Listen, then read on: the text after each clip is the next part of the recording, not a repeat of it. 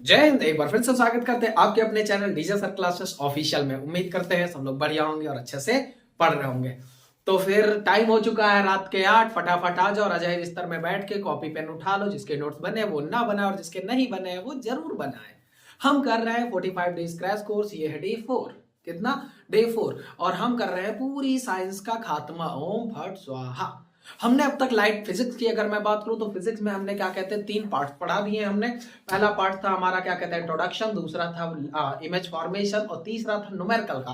भर के spherical mirror से रिलेटेड जितने भी न्यूमेरिकल हो सकते हैं, कॉनकेव कॉन्वेक्स से सब करवा दिए।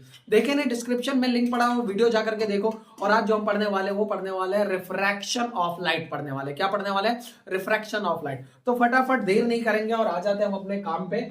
तो सबसे पहले मैं अपनी शुरुआत कर दूं। जो मैं बोलता हूं ये मैं लिख देता हूं और जो मैं नहीं बोलता हूं उसको तो जरूर लिखता हूं। तो यही से मेरी शुरुआत है, यहां से मेरा चलता है। चलिए समझाते हैं आपको रिफ्रैक्शन ऑफ लाइट है क्या। आइए मैं बताता हूं। कोई भी चीज अगर है, जैसे हमने आपको रिफ्लेक्शन पढ़ाया था, आज हम पढ़ने वाले हैं रिफ्रैक्शन। हिंदी में बोले तो इसे शायद अपवर्तन कहते हैं। क्या कहते हैं? अपवर्तन कहते हैं शायद। देख लेना एक बार, हिंदी मीडियम वाले भी बालक हैं हमारे। देखिए मैं आपको बता दूं, अगर मीडियम, दो टाइप का मीडियम होता है। एक मीडियम 1 M1, दूसरा मीडियम M2। मतलब ये एक बीच की बाउंड्री जिसे मान लेते हैं। ऊपर का मीडियम रेयरर है, नीचे का मीडियम डेंसर है। अब यहां से हमने कोई रे लाइट अगर डाली है ऐसे, तो और ये उसकी वो होती है, ये होती है नॉर्मल। ये क्या होता है? नॉर्मल। अब अगर कोई रे लाइट डाली तो इसको ऐसे ऐसे जाना था इधर, ये इस पे जाना था, बट ये इधर ना जाके ये इधर आ गई। इधर से आई और इधर आ गई।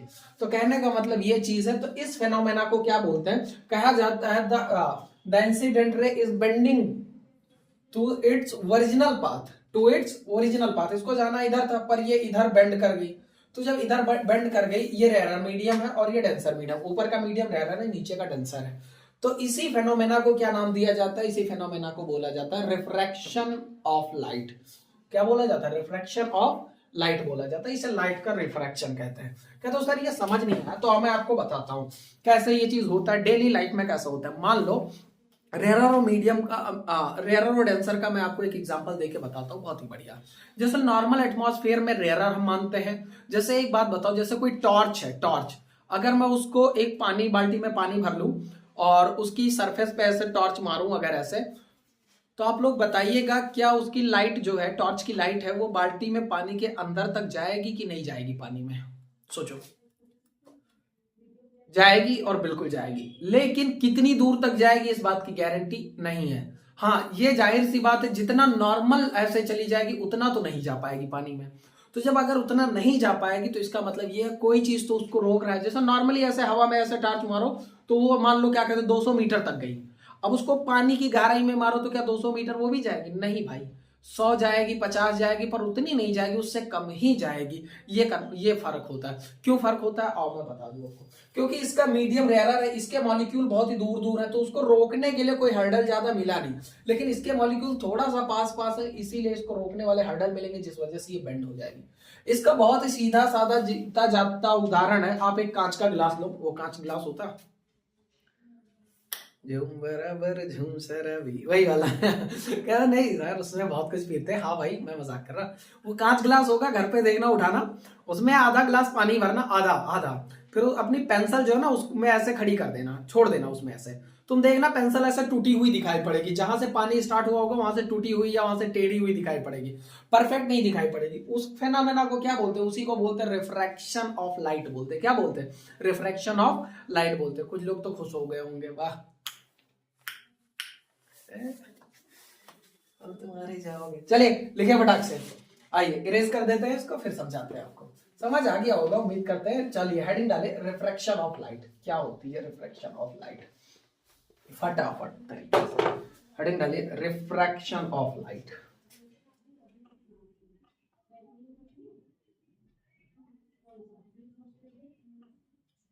Refraction of light. Refraction of light, यहाँ पे देखिए कुछ तो लिखा हुआ है। हाँ सही तो है। One media of two media when it goes from one medium to other medium. अच्छा लिखा द फेनोमेना ऑफ, लिखिए the phenomena of the phenomena of the phenomena of bending of light, bending of light, bending of light from one medium, bending of light goes to one medium to another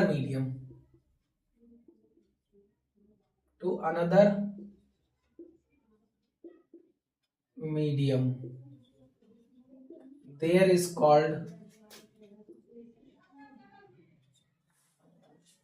refraction of light,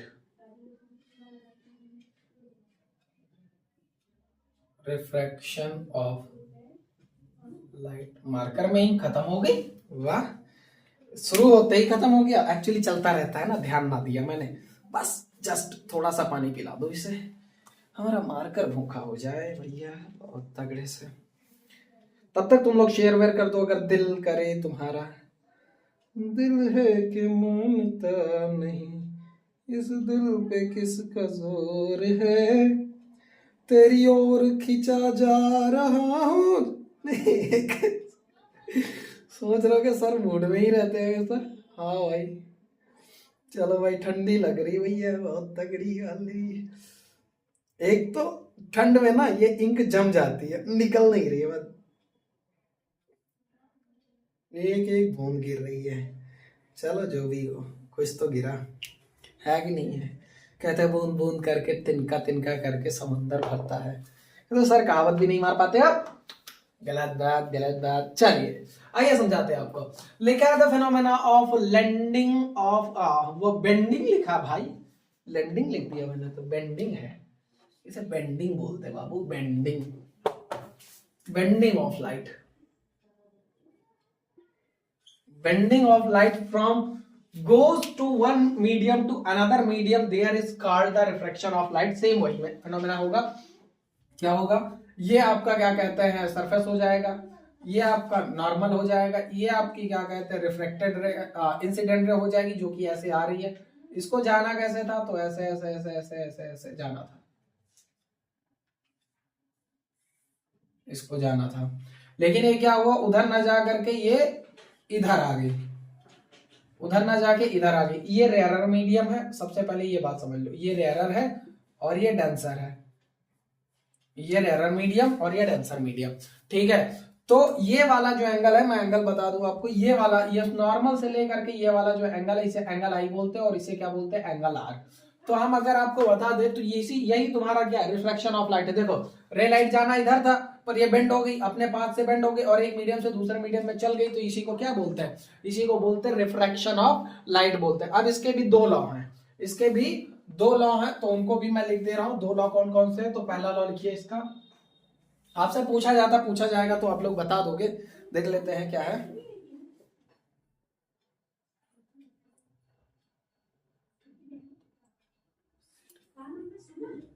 देखा है, incident ray, incident ray, refracted रे, refracted रे and normal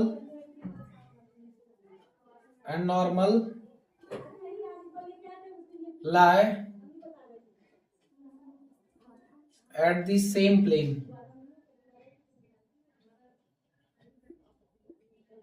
same plane. दोनों का मतलब एक ही है, reflection वाले में, इसमें भी। दूसरा चीज इसमें सेकंड लॉ क्या है, सेकंड लॉ ये कहता है द रेशियो, क्या कहता है, the ratio of incident angle, of incident angle, incident angle, incident angle को साइन आई, इंसिडेंट एंगल को साइन आई बोलते हैं, incident angle sine I and refracted angle, and refracted angle sin r, refracted angle sin r, refracted angle sin r, the ratio of sin r is equal to होगा, is equal to is equal to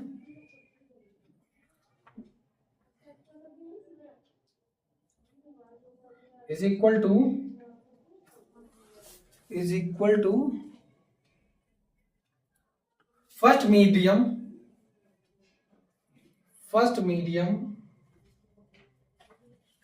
with respect to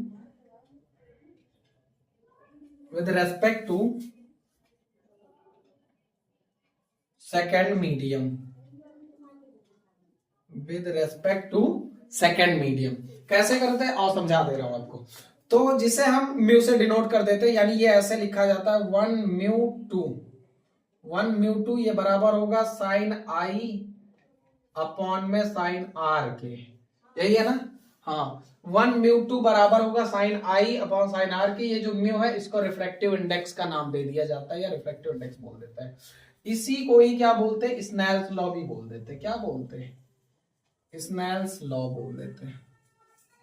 पूछा जा सकता है, कर लेना आराम से, आ जाएगा यही चीज। या इसको क्या हो जाएगा, ये v1 अपॉन में v2 कर देगा। v1 क्या है, speed of light in first medium. v1 क्या है, speed of light in first medium, in first medium. v2 क्या है, स्पीड ऑफ लाइट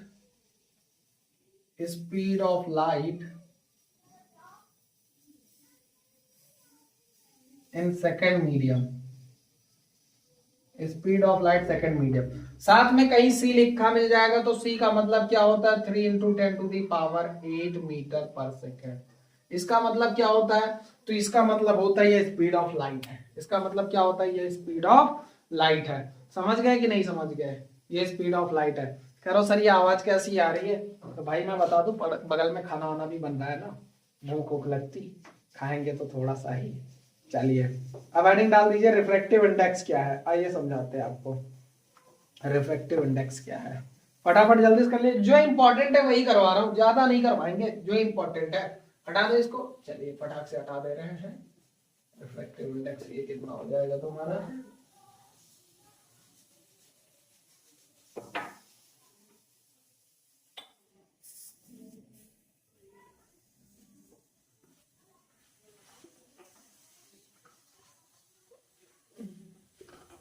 चलिए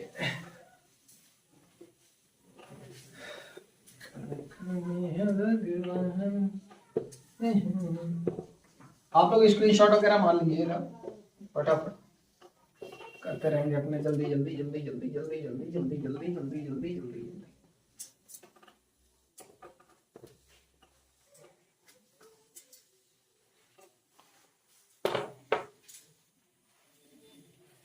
चलिए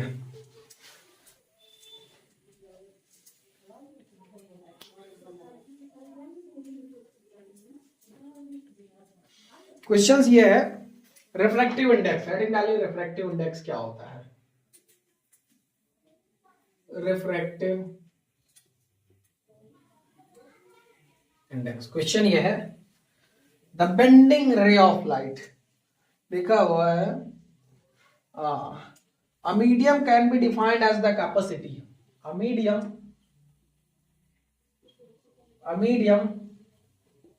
can be defined a medium can be defined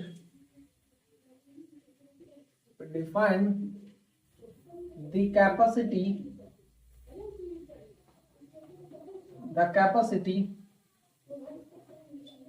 capacity of bending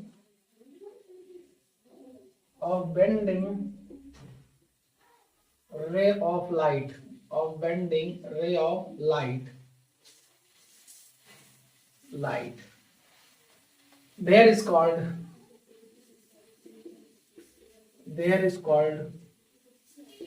refractive index। मतलब बस इतना सा है कि कोई रे ऑफ लाइट कितना बेंड करेगी, उसी को रिफ्रैक्टिव इंडेक्स बोलेंगे। कोई रे ऑफ लाइट कितना बेंड कर सकती है, कितना झुक सकती है वो नॉर्मल की तरफ, उसी को क्या बोलते हैं, उसी को बेंडिंग ऑफ लाइट बोलते हैं। समझ गए?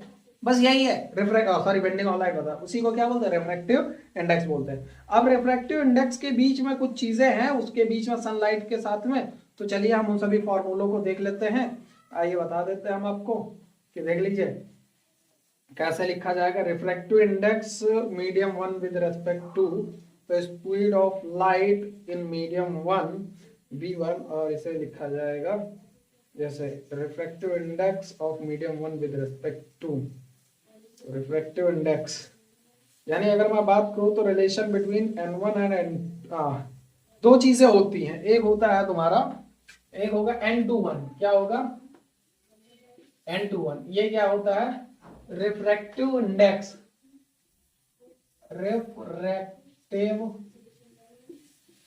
Index of first medium with respect to second medium, of first medium with respect to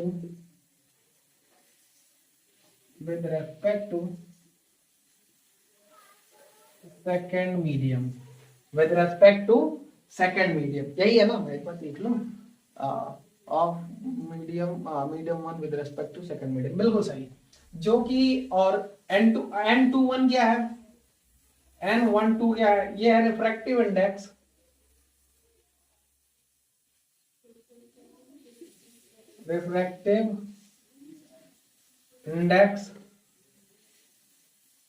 of second medium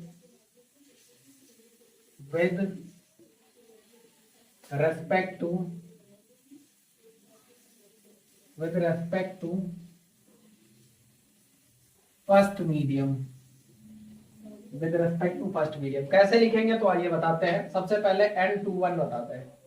n21 को लिखा जाएगा v1 अपॉन में v2। अभी हमने बताया था कि v1 अपॉन में v2 है क्या, गौर से समझना। v1 the speed of light in first medium, the speed of light in second medium. n12 क्या होगा, तो ये v2 अपॉन में v1 होगा। क्या होगा, v2 अपॉन में v1 होगा। क्या मैं सही बोला? तो बिल्कुल मैं सही बोला।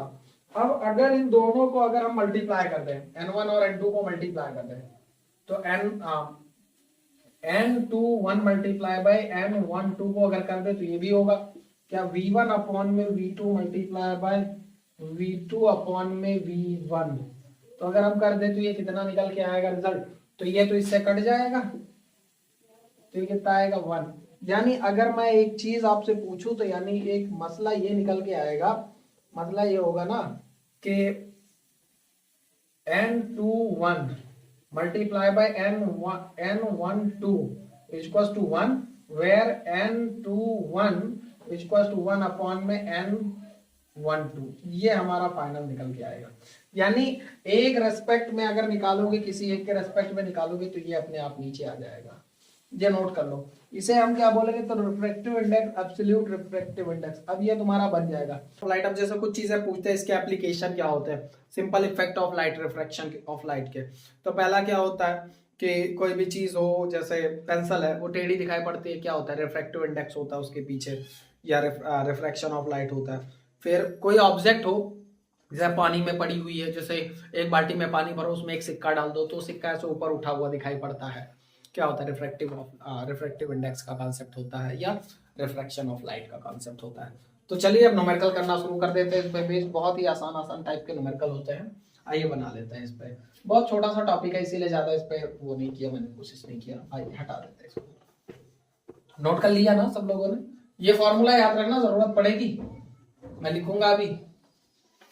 हाँ अच्छा, एक चीज ये बताओ, जैसे कहीं अगर लिखा हुआ है n12 equals to v1 upon में v2 अगर लिखा हुआ है, तो इसका मतलब v1 क्या है। तो अगर जैसे मान लो ऊपर एयर है और नीचे वाटर है, तो दोनों में फर्क होगा। तो एयर के लिए कितना होगा, तो इसको c भी कई बार बोल देंगे हम, ऐसे भी लिख देंगे 1n2 equals to C by V भी लिख देगा, या ऐसे लिख देगा 1μ2 equals to C by V भी लिख देगा। तो घबराना मत, सब एक ही है। सी आपका क्या हो जाएगा वही 3 × 10⁸, क्योंकि सी इसलिए लिखा जाएगा क्योंकि वो speed of light in air होती है, समझ गए। हाँ चलिए आइए न्यूमेरिकल करते हैं इस पे बेस्ड। फिर इसके आगे का लेंस का कॉन्सेप्ट है, लेंस वाला अगले लेक्चर में करेंगे। तब तक अभी देखते हैं जितना इधर कवर हो जाए कवर करेंगे।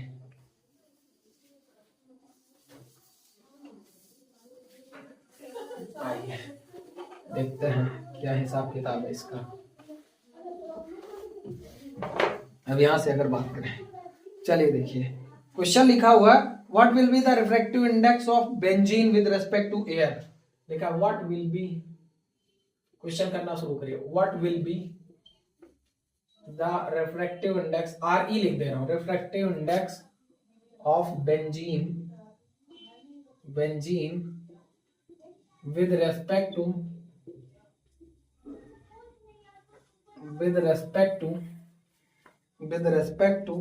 air, if the speed of light in benzene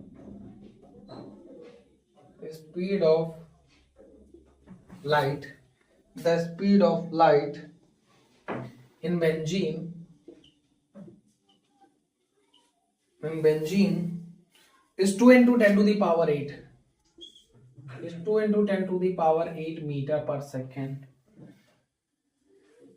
and क्या कहते हैं स्पीड ऑफ लाइट, यानी बीच में c गिवन है, c equals to 3 into 10 to the power 8। अब चलिए निकालना क्या है, रिफ्रैक्टिव इंडेक्स निकालना है, तो चलिए निकाल देते हैं। आप क्या लिखा गया, what will be the refractive index of benzene with respect to air. अच्छा तो हम इसको अगर लिखना चाहें तो ऐसे लिख सकते हैं, benzene, B for benzene, refractive index यानी mu with respect to air, तो बी म्यू ए भी लिख सकते हैं या 1μ2 भी लिख सकते हैं, कुछ भी लिख सकते हैं। क्या होगा आपका, तो ये होगा v1 अपॉन में v2, या अगर दूसरा लिखना चाहे तो 1μ2 इक्वल्स टू c1 अपॉन में v कर सकते हैं। c क्यों, या c1 या v1 क्यों कर सकते हैं, क्योंकि c क्या है, स्पीड ऑफ लाइट वही है। तो कितना दे रखा है स्पीड ऑफ लाइट, तो स्पीड ऑफ लाइट है 3 into 10 to the power 8, और नीचे कितना v1 यानी मीडियम, फर्स्ट मीडियम का मसला पूछ रहा है, तो फर्स्ट मीडियम कहां पे लिखा हुआ, बेंजीन में कितनी स्पीड ऑफ लाइट है, तो 2 into 10 to the power 8, तो 2 into 10 to the power 8, sorry ये तो यहीं पे 8 बन गया, 10 to the power 8, इससे ये कट गया। अब 3 से 2 को अगर काटोगे तो कितना टाइम कटेगा, 2 1 जा 2, 1 बचा, कितना हो गया 10, 2 5 जा 10, 1.5 कितना आ गया 1.5 आ गया। क्या यूनिट होगी इसकी, तो नहीं भैया इसकी कोई यूनिट नहीं होती, डायरेक्ट 1.5 ही लिखा जाता है। क्यों, क्योंकि ये भी स्पीड ऑफ लाइट है, ये भी स्पीड ऑफ लाइट है, तो मीटर पर सेकंड कट जाएगा, तो फिर यूनिट नहीं बचती। तो ये आपको आंसर आ गया 1.5 आंसर आ गया। क्या सही है, तो बिल्कुल सही है। चलिए अगला क्वेश्चन नोट कर लेते हैं, आइए बताइएगा आपको।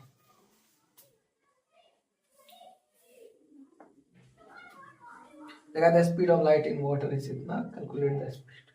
चलिए आगे हटाएं से, निकालते हैं इसको, अगला करते हैं फटाफट। बहुत आसान क्वेश्चन होता है इसमें, चुन्नो मुन्नो टाइम, ज्यादा नहीं घबराना जाता है इसमें। चलिए आपको अगला क्वेश्चन कराते हैं। क्वेश्चन ये है, the refractive index of glass, R E लिखूंगा रिफ्रैक्टिव इंडेक्स पर, refractive index of glass, refractive index of glass block with respect to water, glass block with respect to water, block with respect to water,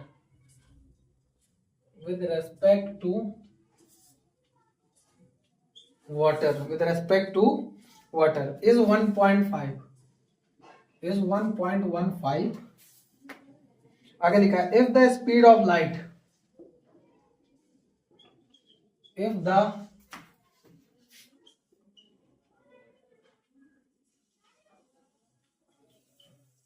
speed of light, if the speed of light in water is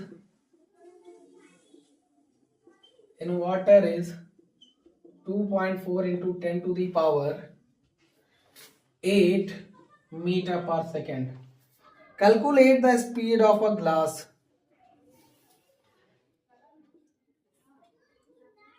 calculate the speed, calculate the speed in glass, in glass. अब question हो जाते हैं। लिखा है refractive index of glass block with respect to water. मतलब एक glass block ऐसे रखा है ये, और इसके नीचे कोई वाटर ऐसे भरा हुआ है, ऐसा कोई वाटर भरा हुआ है, ऐसे वाटर भरा। तो ये कोई रे लाइट आ रही तो इसमें गई, फिर इससे इधर आएगी, तो इसमें कुछ तो फर्क होगा जिसमें रिफ्रैक्टिव इंडेक्स गिवन है। तो सबसे पहले हम देख ले अगर तो कितने पे निकालेंगे, तो हम लिखेंगे क्या, लिखेंगे किसके रेस्पेक्ट में, ग्लास विद वाटर है तो लिखेंगे glass mu W, glass mu with W. तो लिख दिया हमने ग्लास म्यू डब्ल्यू, मतलब refractive index of glass with respect to water. Formula क्या लिख देंगे इसका, तो लिखेंगे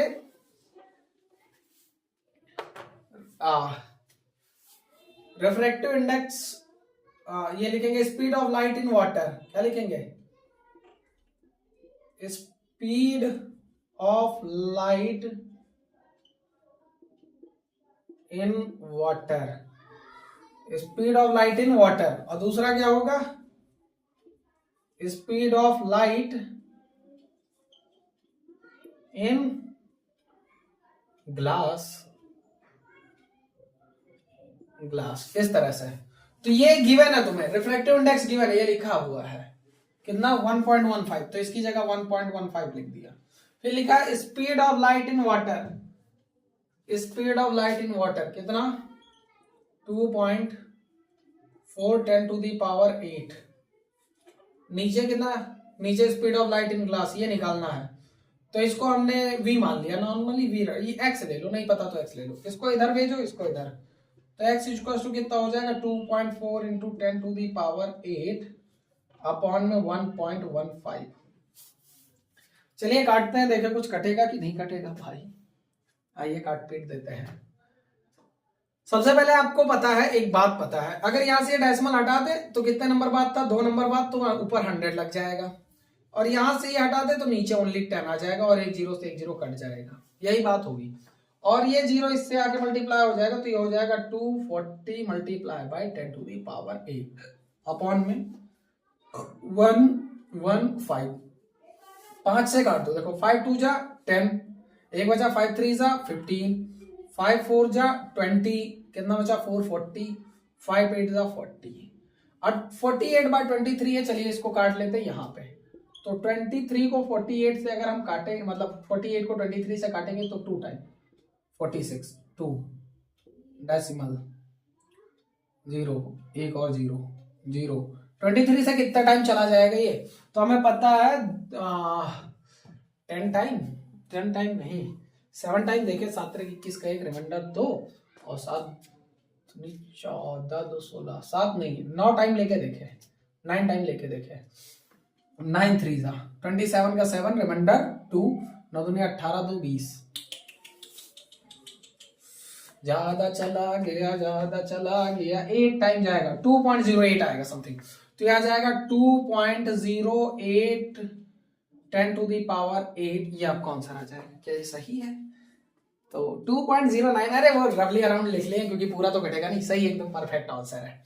मीटर पर सेकंड लगा लो क्योंकि ये एक मीडियम के रेस्पेक्ट आया है, ये हम नीचे वाला टर्म निकाल रहे हैं ना इसलिए लगाया, ये वाला तो गिवन था, इस पे कभी नहीं लगता।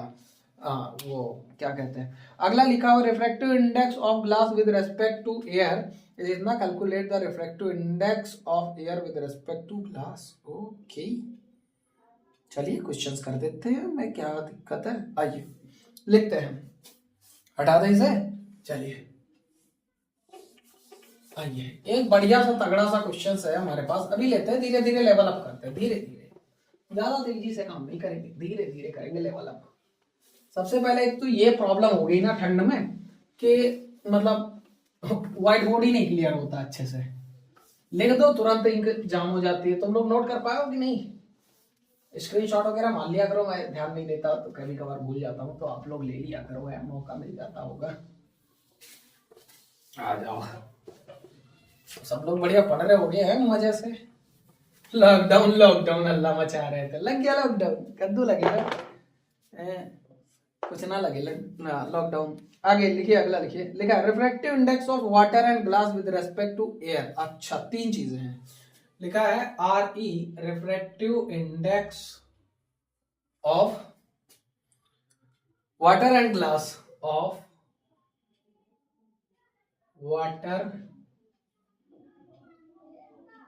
and glass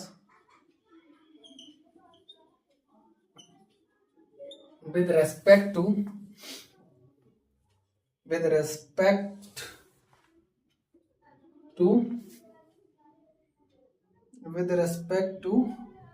air are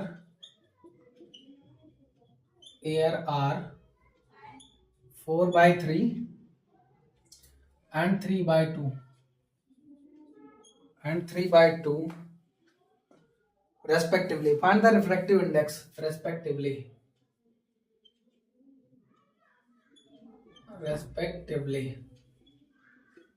Find the refractive index. Find the refractive index of glass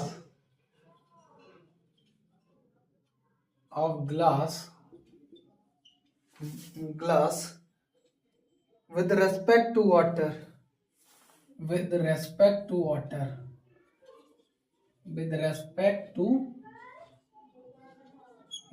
बहुत ही नॉर्मल सा क्वेश्चन है, चलिए कर देते। रेशियोज गिवन है, सबसे पहले करना क्या तो आपको मैं बता दूं, आपको निकालना क्या है, find the refractive index of glass with respect to water. अच्छा, glass with respect to water जो निकालना उसको पहले लिख लो, यानी निकालना glass with respect to water, तो G म्यू W ये निकालना है, मैं क्वेश्चन मार्क लगा दिया। गिवन क्या है, refractive index of water with glass, water and glass with respect to air. अच्छा, रिफ्रैक्टिव इंडेक्स ऑफ वाटर और ग्लास दोनों का एयर के थ्रू गिवन है, तो वाटर, तो पहला लिखोगे क्या, W mu to air, refractive index of water with respect to air जो कि है 4/3। दूसरा चीज क्या लिखा हुआ है, ग्लास, तो लिखोगे G mu A, refractive index of glass with respect to air जो कि है 3/2। अब यहां पे क्या लिखा हुआ है, refractive index of glass with respect of water, यानी ये वाला और ये वाला दोनों गिवन है। क्या सही चल रहा है मसला, बिल्कुल सही चल रहा है। तो पहले क्या लिखा हुआ G, और G वाला पोर्शन यहां पे है तो इसकी जगह रख दो G, यानी तुम क्या लिखोगे, इसको मैं यहां नीचे लिख दू थोड़ा सा, ये पहले G लिखा हुआ तो G कहां, ये वाला, तो लिखोगे क्या, G म्यू A अपॉन में, अब नीचे W है तो W वाला, W म्यू A, तो ये लिख दिया। अब G म्यू A कहां पे है, तो वो है 3/2, तो लिख दिया 3/2, और नीचे कितना, W mu A refractive index of water with respect to air, तो ये कितना है तुम्हारा 4/3। अब ये 4/3 हो गया, इसको क्या करता है, तोड़ देते थे दो दो में, 3/2 तो ऐसा ही रहेगा, इसको 4/3 को क्या लिख सकते हो, 3/4, इसको कर दो 3 3 जा 9, 4 2 जा 8, बस यही आपको आंसर आ गया। सही है, थोड़ा काट दो डेसिमल वगैरह में, ना काटने की जरूरत ना, बस इतना ही है। मार्क कर लो, इंपॉर्टेंट क्वेश्चन है, कब कब पूछा गया, 2011, 12 और 23 में पूछा गया है, आ जाएगा पक्का वाला, देख लेना आ जाएगा, सोच समझ के करियो। चलिए अगला क्वेश्चन से, चलिए इस क्वेश्चन को बताइए। ये क्वेश्चन अच्छा 2017 और 20 में आया, डायग्राम के साथ आया है, तो कुछ तो खासियत होगी ही होगी। हटा दे इसे, चलिए हटा दे रहे हैं।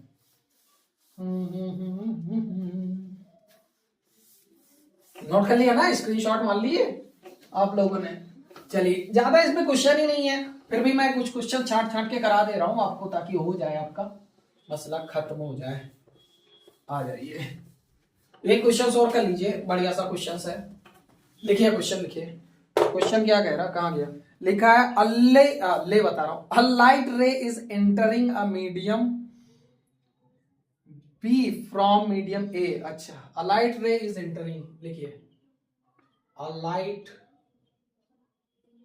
रे is entering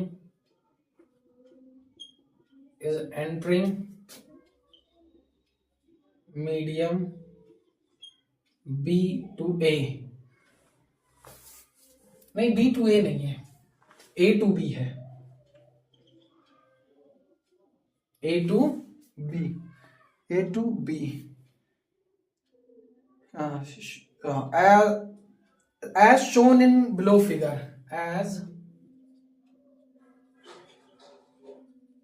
shown in below figure, below figure, ठीक है। देखा, find the refractive index of medium, find the refractive index of medium, refractive index of medium B,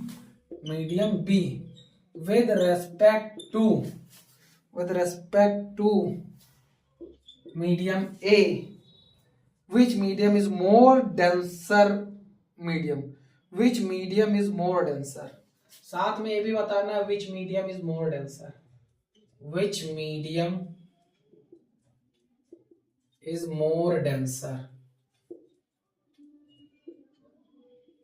कौन सा मीडियम ज्यादा डेंसर है। तो फिगर इन्होंने बना रखा है, फिगर देख के आप तुरंत बता दोगे। मैं अभी एक आइडिया देता हूं। फिगर इन्होंने कुछ इस तरह बना रखा है, जरा मार्कर में इंक डाल दो, थोड़ा सा लाइट चलने लगा है। शाम है भरी भरी और तुम, शाम, मैं गाना ही गलत गाता हूँ। आंख है भरी भरी और तुम मुस्कुराने की, निकल जा प्रभु निकल जा। हाँ? ये इंक क्यों ना निकल रहा।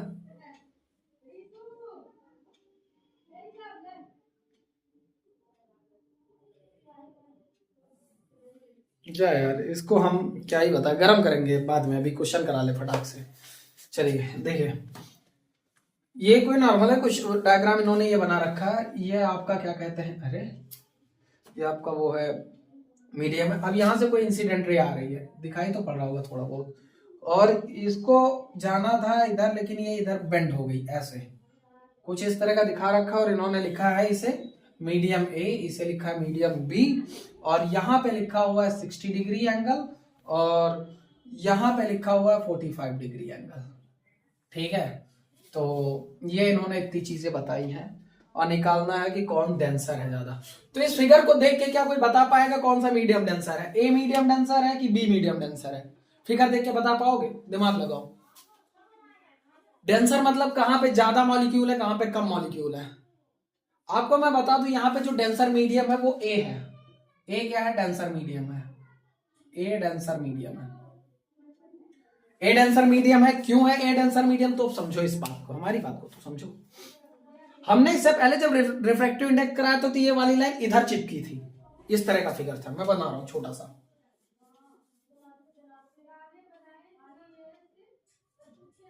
इस तरफ इधर आई थी, जबकि ये जा इधर रही थी, इधर जा रहे थे, बट ये इधर आई थी। तो हमेशा याद रखना, अगर ऊपर वाला रेयरर होगा और नीचे वाला डेंसर होगा तो ये हमेशा नॉर्मल की तरफ चिपकने की कोशिश करेगी, और अगर नीचे वाला डेंसर है तो ये नॉर्मल से दूर भागने की कोशिश करेगी। इस बात का ध्यान रखना, अगर नीचे वाला डेंसर है तो ये नॉर्मल की तरफ आएगी, और अगर नीचे वाला डेंसर नहीं है यानी रेयरर है तो ये नॉर्मल से दूर जाएगी। ये देखो नॉर्मल से दूर भागी, नॉर्मल ये है ना आपका, ये नॉर्मल है ना, नॉर्मल से देखो दूर भाग रही है, तो इसका मतलब ये क्या है, ये रेयरर है। ये क्या है? रेयरर। अगर डेंसर होता तो इधर आती। इसका मतलब एक तो पहला तो आंसर आ गया कि डेंसर। दूसरा निकालना है हमें वो रिफ्रैक्टिव इंडेक्स निकालना है। तो रिफ्रैक्टिव इंडेक्स की अगर मैं बात करूं तो हमने लिखा था क्या था, mu equal to sine I upon में साइन आर, साइन आई अपॉन में साइन आर, याद है आपको? ये वाला फॉर्मूला हमने कराया था। कैसे निकालेंगे? तो सबसे पहले कह दो सर साइन आई की वैल्यू 60 है, तो यहीं पे मारे जाओगे। साइन आई की वैल्यू ही नहीं पता तुमको, साइन आई की वैल्यू कितनी है? तो आई की वैल्यू 60 नहीं है बाबू। एंगल हमने जो बनाया था वो हमने इस नॉर्मल से रिलेटेड बनाया था, इसे माना था। यानी जो नॉर्मल से रिलेटेड एंगल होता है वो होता है ये, देखो नॉर्मल से क्या, नॉर्मल से सटा हुआ। तो आप एक बात बताओ, कोई इस तरह से, कोई ये, अगर ये इतना 60 है तो ये बचा हुआ कितना होगा? तो टोटल ये 90 होता है। कितना होता है? 90, क्योंकि राइट एंगल बनेगा। एक स्ट्रेट लाइन पे ऊपर से परपेंडिकुलर डालो तो 90, तो 60 ये, तो बचा हुआ ये कितना होगा? ये 30 होगा। ये तुम्हारा साइन आई है, यानी 30 तुम्हारा साइन आई है, कितना 30। ये क्वेश्चन इंपॉर्टेंट है इसीलिए दिया क्योंकि इसमें लड़का साइन 60 रख के सीधा आंसर निकाल देता, साइन 30। और ये भी 45 नहीं, इधर का लिया जाएगा, नॉर्मल से रिलेटेड लिया जाएगा, ध्यान रखना, नॉर्मल से टच। तो कहते हो सर होगा तो 45 ही, क्योंकि टोटल तो 90 होता है, तो 45 हो तो 45 ही। तो हमने कहा वो अलग बात है 45 आएगा, बट लोगे तुम इसी से टेस्ट। तो साइन आर भी तुम्हें पता चल गया, साइन आर कितना है तुम्हारा 45। अब उठा के यहां रख दो, तो क्या लिखोगे, म्यू इक्वल टू साइन आई, तो लिखोगे साइन 30, नीचे साइन 45। साइन 30 की वैल्यू कितनी होती है, तो ये होती 1/2। साइन 45 की वैल्यू होती है 1/√2। इसको जब तुम काटोगे पीटोगे तो ये कितना आ जाएगा तुम्हारा, तो ये हिसाब किताब बनेगा तुम्हारा। आओ देख लेते हैं, ये 4 हो गए, इसको 2 में कन्वर्ट कर दो, यानी 1/2 मल्टीप्लाई बाय √2/1। अब इसको जब तुम देखोगे तो ये कितना हो जाएगा, तो ये √2/2 हो जाएगा। और 2 को तुम जानते हो क्या लिख सकते हो, तो मैं बता दूं आपको, 2 को आप लिख सकते हो √2 इंटू √2, यानी 2√2 अगर हो तो मल्टीप्लाई करके आता है ओनली 2। तो इन दोनों को कि तुम क्या लिख सकते हो, √2 मल्टीप्लाई बाय √2, √2 से √2 कट जाएगा तो 1/√2 आपका आंसर आ जाएगा। क्या यही आंसर है, एक बार चेक कर लूं। हाँ बिल्कुल 1/√2 आपका आंसर है। ये आपका क्या कहते हैं, रिफ्रैक्टिव इंडेक्स का मसला है, जो कि पूरा खत्म हो गया। आप लोग नोट कर लीजिए और देख लीजिए। अब इसमें हम इससे ज्यादा नहीं कराएंगे, अगले लेसन में करेंगे हम लेंसेस। क्या करेंगे, लेंस करेंगे, लेंस से रिलेटेड क्या कहते हैं, उससे जो बनने वाली फेनोमेनाज है उनको देखेंगे, उनसे बेस्ड न्यूमेरिकल देखेंगे। बाकी मिलते हैं अगले लेक्चर में। लेकिन उससे पहले अगर हमारी मेहनत आपको पसंद आती है प्लीज वीडियो को शेयर किया करो, हम भी ज्यादा से ज्यादा बच्चों तक पहुंच पाए और वो इस चीज का फायदा उठा पाए। ठीक है, मिलते हैं अगले वीडियो में, तब तक के लिए जय हिंद।